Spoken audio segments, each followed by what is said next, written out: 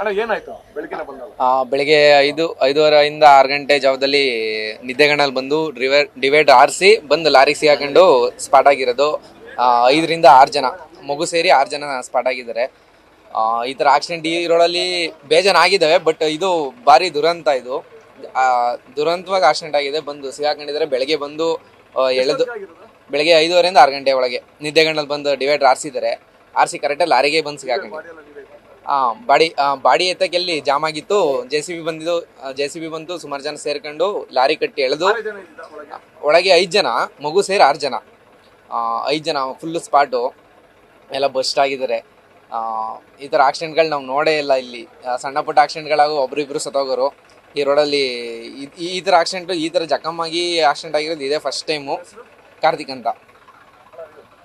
ಇಷ್ಟಿಂದವರೆಗೂ ಈ ಥರ ಎಲ್ಲೂ ಆಕ್ಸಿಡೆಂಟ್ ಆಗಿರಲಿಲ್ಲ. ಭಾಳ ವರ್ಷ ಆಗಿತ್ತು ಈ ಥರ ಆಕ್ಸಿಡೆಂಟ್ ಆಗಿ. ಇದೇ ಫಸ್ಟ್ ಈ ಥರ ಆಗಿದ್ದು. ಫ್ಯಾಮಿಲಿ ಎಲ್ಲ ಸತ್ತೋಗಿದ್ದಾರೆ 5 ಜನ.